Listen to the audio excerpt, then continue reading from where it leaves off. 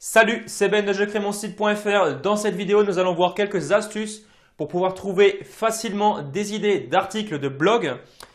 Alors, comment trouver tout d'abord des idées même si vous pensez avoir déjà tout dit? Vous venez de créer votre blog, vous avez plein d'idées, c'est normal, votre sujet est encore tout frais.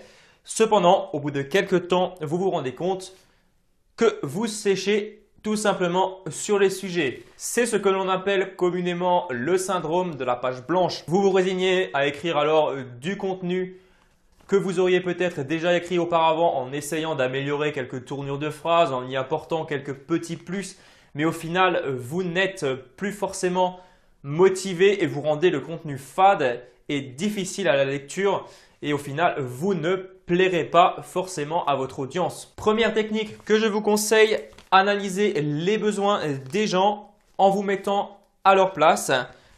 Posez-vous ces questions suivantes. Ah, si seulement j'avais, donc j'avais, ça peut être par exemple une solution pour mon problème. Deuxième question à vous poser, ah, si seulement j'étais.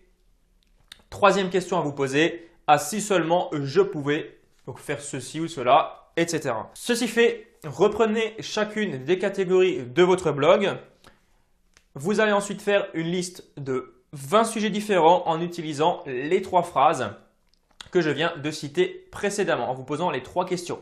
Donc, ah, si seulement j'avais, si seulement j'étais, si seulement je pouvais. Prenons un exemple. Si vous avez un blog sur le jardinage, vous avez certainement 3 catégories, voire plus. Donc, ça peut être des catégories sur les outils de jardin, sur les mobiliers de jardin par exemple, ou alors sur les techniques de traitement naturel.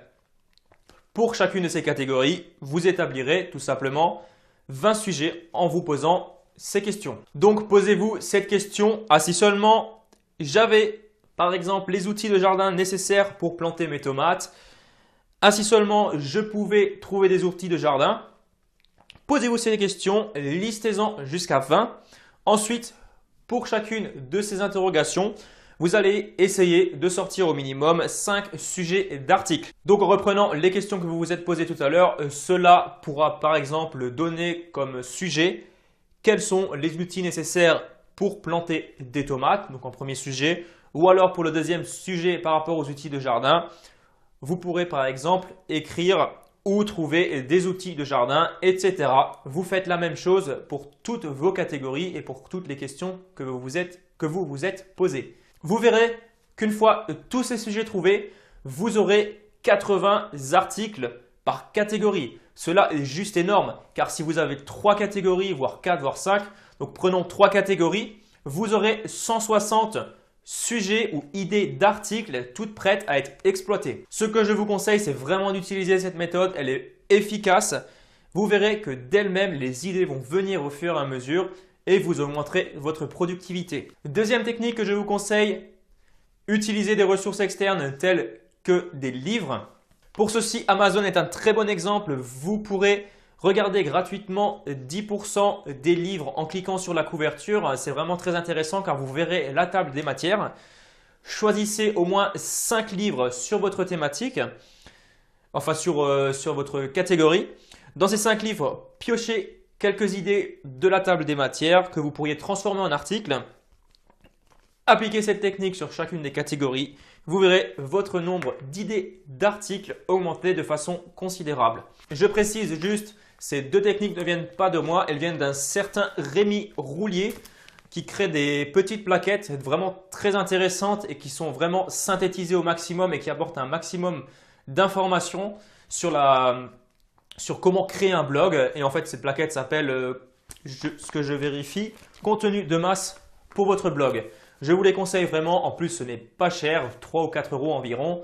Et c'est vraiment un très bon investissement. Une fois toutes ces idées d'articles trouvées et prêtes à être exploitées, créez la structure de votre article en créant tout simplement un plan. Je vous conseille de le faire en 4 étapes. Tout d'abord, faites savoir à votre auditoire pourquoi ils sont censés savoir ce que vous allez leur montrer dans votre article.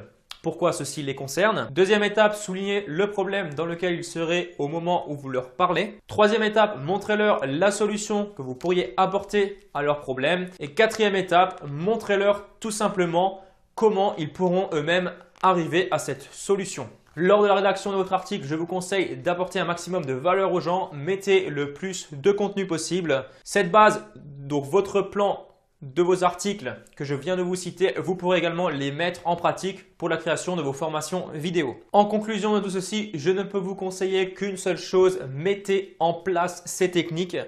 Vous verrez que vous augmenterez en productivité de manière considérable. Si vous appliquez cette méthode, vous pourrez sans aucun problème créer un article une fois par jour.